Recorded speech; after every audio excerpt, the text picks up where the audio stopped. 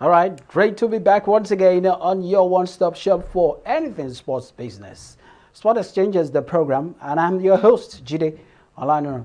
On today's show, we take you through some of the news making rounds as far as sports business is concerned. And of course, on our dugout segment, it's going to be like a throwback set of, that's on our dugout segment. We have to dig into the crates to bring you an interview we had some time ago, just against the backdrop of the contrasting fortune Nigeria experienced at the Tokyo Olympics, as well as the World Under-20 Athletics Championship in Kenya. That is what we'll be doing on today's show. And our offside segment is also it's always refreshing, okay? So you can watch out for it. All you need to do is to stay tuned as I go on a break, and when I come back, I'll start with the news and the program. It promises to be exciting.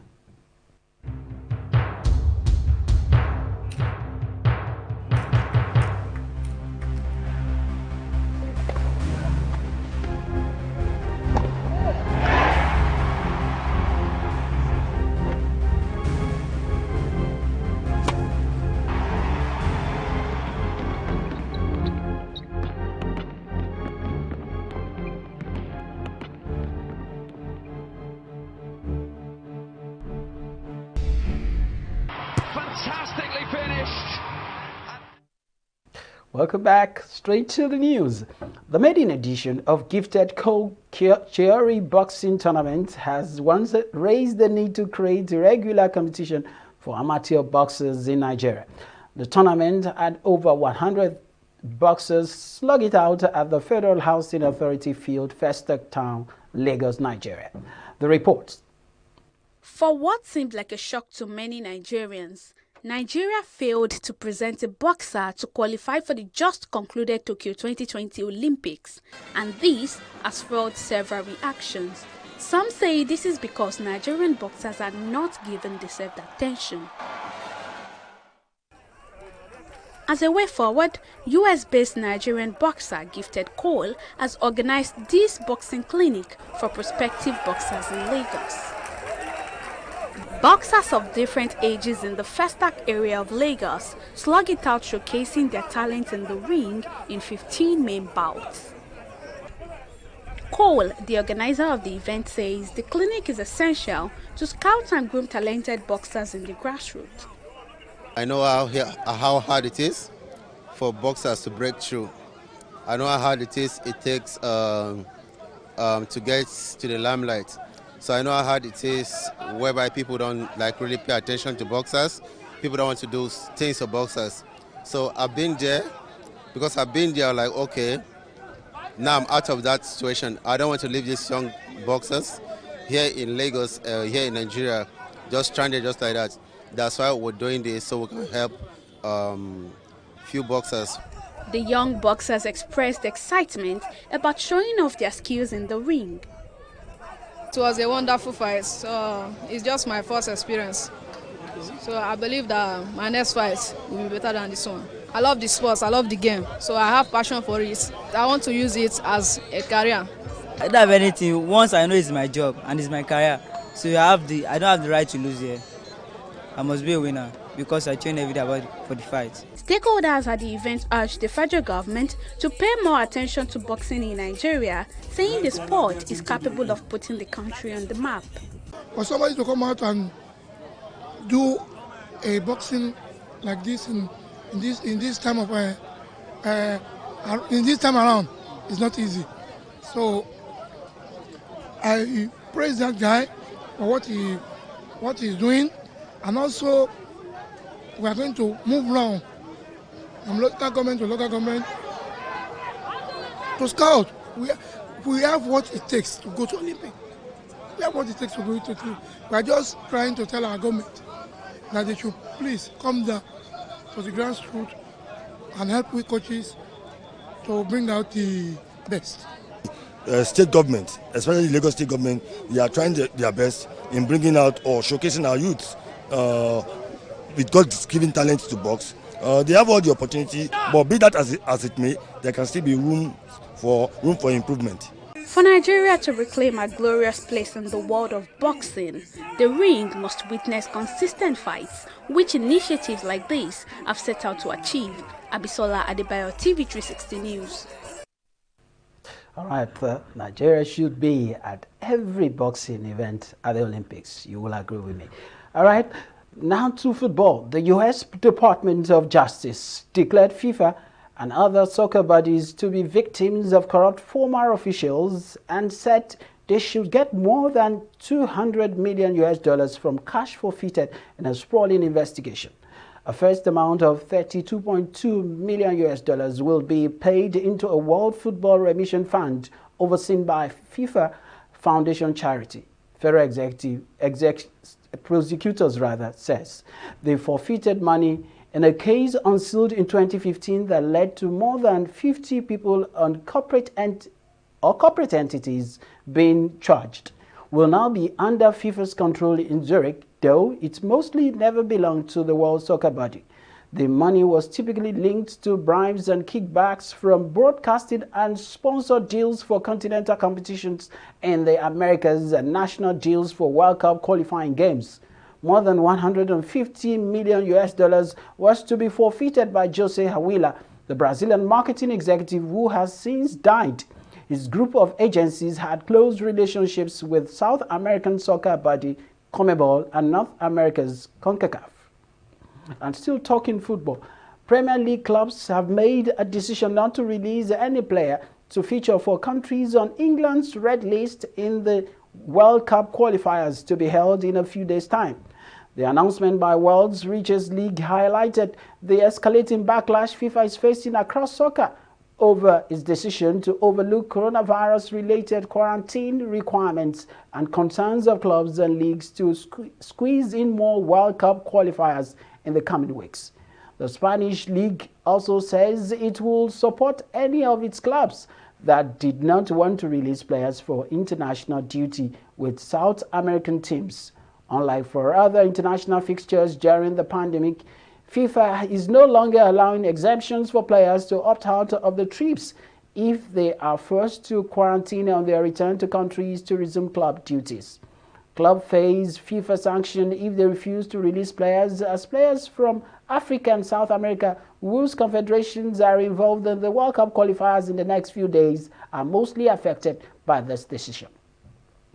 And to basketball, sports merchandise giant Fanatics has secured a deal with the National Basketball Association NBA and its Players Association, the NBPA, for the exclusive licenses to produce basketball trading cards, according to The Athletics. Sportico reported last week that Fanatics had been in talks with two organizations to replace Panini, which has held the exclusive license for the NBA since 2009. Its current deal runs until 2026. Now, The Athletic reports that Fanatics has reached an agreement which will see the NBA and NBPA have equity in Fanatics' new trading card company. And that's it for the news. We're going to break, and when we come back, the interview, like I said at the beginning of the show, it's a dug into the crates. The interview we had with the founder of Making of Champions, Bambo Akoni, on how to make sure that we spot talent, discover talent in Nigeria, and also we move sports to the next level. Okay?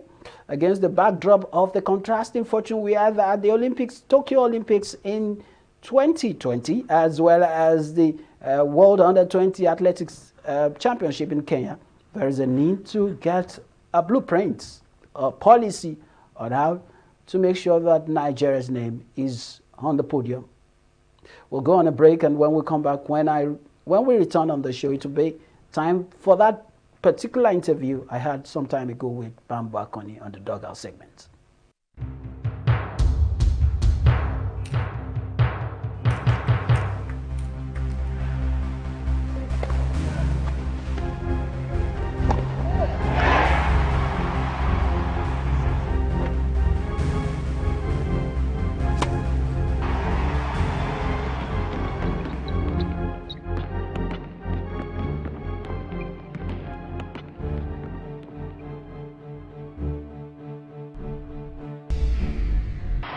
fantastically finished. One of where the hopes lie for Nigeria is in athletics, the track and field. And I can't imagine what it's looking like now, especially for those who run the game. And there's something that we should be looking at on the show today. And coincidentally, we will be looking at it. Yes, of course, I've got an investment banker who has turned a sportpreneur and doing great as far as athletics is concerned. I've got all the way in Washington, D.C., Bambo Akoni, who is, by the way, the Chief Executive Officer and founder of Making of Champions Limited. Bambo Akoni, it's a pleasure to have you on the show, Sport Exchange. Thank you for having me. I look forward to the discussion. Bambo, let's start with this one. How did your background as an investment banker influence this journey of Making of Champions? Well, it's interesting because, my career started in investment banking. And while I was, after I had done my MBA in America, I actually went to work in South Africa as a consultant. So I was actually working as a management consultant when I stumbled on Making of Champions as a concept. And that was during the London 2012 Olympics, and Nigeria didn't come back with any medal. And it just got me thinking, and my next project as a consultant happened to be in Nigeria. And while I was back home, I started making a documentary about Nigeria's history at the Olympics. So that's how Making of Champions really got started. I realized that there were some things that used to be in place for Nigeria that aren't anymore, and that something could be done about it. And so after making the film, where we traversed the world, talking to Nigerian Olympic medalists in Europe, in America, we went to Jamaica to see why they're so fast. Everything we saw just gave us the conviction that somebody needs to do this in Nigeria. So I think my background in investment banking and consulting has actually helped in terms of raising funds for the project, in terms of determining the direction, in terms of attracting sponsors. Definitely my background has helped us to get this far. We just turned 8 years old as an organization just last week, and it feels like we're still just getting started. Well, I must say that's it. Well, like I said, what a time to have you on the show. I didn't even know that you guys were 8 already, but I just want to say, because if there is a classic example, there is a classic study of how to run a sports business organization, I think Making of Champions should really be a case study, because looking at the 360 integrated, integrated management of that particular company or organization. You will see the media arm is there, the sponsorship, marketing is there. If talent discovery is also part of it, and so many things.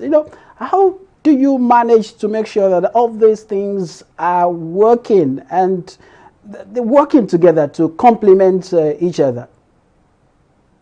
Well, we knew from the beginning that if we didn't have a strong media arm and we're not able to tell the stories of Nigerian athletes in our own words, it's going to be very difficult to get the country really invested in these athletes and in their journey.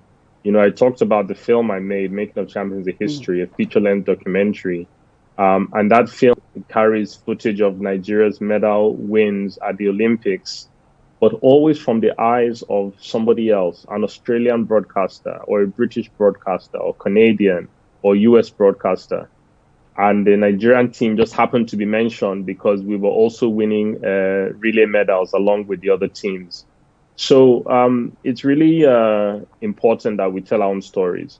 But beyond that, I think there's we've operated across 3 tenets of talent in sports, and that is talent discovery, talent development, and talent delivery, and those are what we call the 3 Ds.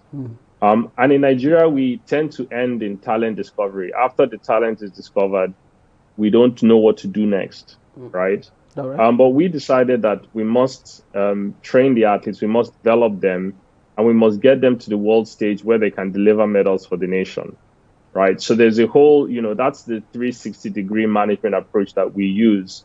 After discovering the talents, you have to have a system to develop them, and you have to know how to deliver medals and deliver them to the world stage where they're competing in meets across the world, where they're competing, representing Nigeria at different championships. Okay. All right. Let's look at the area of events management now. You guys are putting together the first of its kind relay event. I know at some point you've also organized some different meets as well as Grand Prix. And Yes.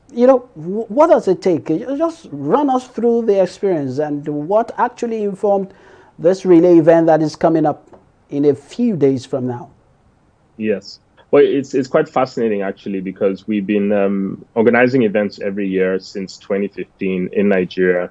In 2015, we had the Top Sprinter reality show that we used to discover many of the athletes who are national champions today. In 2016, we had the second edition of Top Sprinter. But from 2017 onwards, we started focusing more on the elite level in Nigeria. So in 2018, we launched the MOC Grand Prix, and it was in its third edition this year.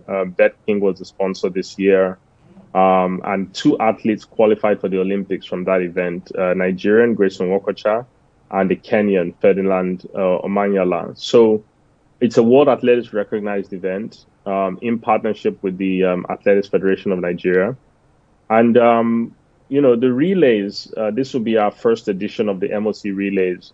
We put it together because we recognize that the relay teams for Nigeria are at risk of not qualifying for the Olympics. Out of the 5 teams, only 1 is in a qualifying position, the women's 4x1. And they're in the 16th out of 16 places at the Olympics. Anything can still happen before the deadline on the 29th of June. So we thought that the relay competition was critical in making sure that all 5 teams qualified. We're very excited about it. We are coordinating with the Ministry of Sports and the Athletics Federation to make sure that following the national trials this week, where they're also having a 5 or 6 nation relay, that the athletes will be able to move over to the MOC relays the following weekend and ensure that all the relay teams qualify for the Olympics. Okay. All right. Let's talk a bit before. I'm going to still come back to that and we'll look at the area of sponsorship. But let's look at the development. After discovery, there is development. I'm aware that the making of champion is also, you have a team, and there is a whole lot you guys do after discovery. You avail them some scholarships and best of training via coaches. What is the process like there, looking at that brand, MOC? Well, it's been a good process for us. I mentioned we did our Top Sprinter reality show in 2015 and the championship in 2016. That's where we recruited most of our athletes that are on the national team today. We have about 4 athletes that have been in the national camp preparing for the Olympics. So hopefully we're going to see most of those athletes qualify either in the relays or in the individual events for the Olympic Games. So it's been quite a journey, something we couldn't have done without the likes of Olympic medalists, Deji Aliyu and Gloria Loze, who have been our coaches at MOC and who have been able to lead and direct these athletes to making the national team, winning medals for Nigeria, and hopefully, fingers crossed, to the Olympics in just over a month's time. Okay. Sponsorship now. Let's talk about sponsorship. How challenging is this, getting people to bankroll some of these laudable projects? It's challenging. I'm proud to say that we've been able to secure long-term sponsors for our athletes since 2016. We created a scholarship to help the athletes get through university in Nigeria while competing and winning medals for the nation.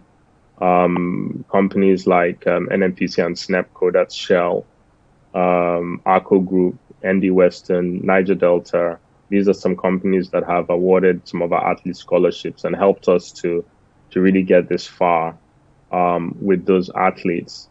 And then with the competitions as well, we've been fortunate enough to also find sponsors that can help to bankroll these competitions. In the first edition of our MOC Grand Prix in 2018, we had Baba Ijebu. In the third edition this year, as I mentioned already, we had Bet King as a sponsor. And we're in discussion with a few brands and companies to see who can come in and sponsor these MOC relays. If you recall, we're taking the dates that were vacated by the African Championships when it was cancelled. So there's a lot of discussion and conversation around our event at the moment. Despite the short notice, we're hoping that one or two brands will come in and support the event.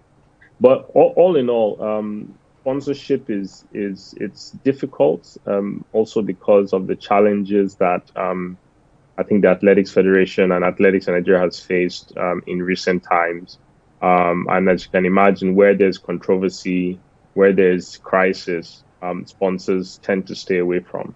So that's been part of the challenge. But hopefully, with the Olympics coming up, we'll be looking forward to, I think, World Athletics ruling on the challenges that Athletics Federation Nigeria has been facing, so that we can have a resolution once and for all and move forward.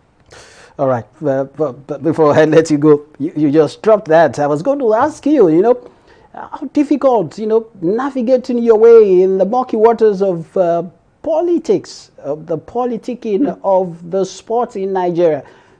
Just a few days ago, we have the single honor as a country of producing two presidents. So how have you been coping with all this, with the terrain? It's been challenging, no doubt. It's been challenging, but what we've always tried to do is remain neutral and do what we can to support the country. So we have actually developed the capability over the years to work with the Athletics Federation, regardless of whatever is going on in there. You mentioned the two elections a few days ago. Like I said, this situation cannot persist until the Olympics. So we are fully expecting that World Athletics and CAA will rule on the matter so that it can be closed and that Nigerian athletics can move forward in a bigger and better way. Bambo, I must say thank you very much for your insight on the show today. I really appreciate it, and hopefully we will see during the relay event. That's the MOC relay event. Yes, we're excited about it, and we believe that all the relay teams will qualify there. Those that haven't qualified, some may qualify the national trials this week, and the rest should qualify at the MOC relays. So we're excited about that. I'm excited also. Stay safe, and hopefully we'll see at that time. Thank you very much. Yeah. All the best. All right. Thank you once again, and thanks for still staying with us. But before we go, let's leave you with our outside segment this week, and it's an emotional one after all. All right. Okay. In May, New York Knicks player Julius Randle received the NBA's Most Improved Player award at a memorable event he will never forget. The Knicks All-Star power forward was surprised with the award when his biggest fan delivered him the plaque. That's his 4-year-old son, Kaiden. Kaiden, who wears his hair in braids to match Randle's signature hairs, teamed up with the Knicks for the surprise, which was documented on the team's social media channels. Kaiden sported a number 30 Randle jersey as he walked out onto the courts at MSG to present his dad with the awards. Randle was all smiles amid applause from his teammates as Kaiden approached him. That is how to build a connection with a sports brand using the family bond. You will agree with me. That's our side this week. And thanks for joining us. Don't forget, you can link up with us on our various social media handles. On Twitter, Sport Exchange 24, and on Facebook, Sport Exchange 24 as well.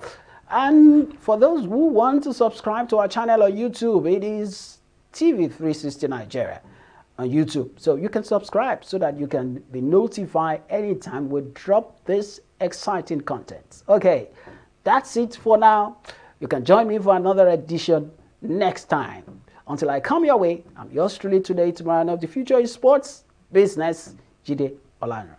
I was surprised my dad was most bored. What do you have there, Kylie? A trophy. Whose trophy? My dad's. Oh, yes, sir. Yeah.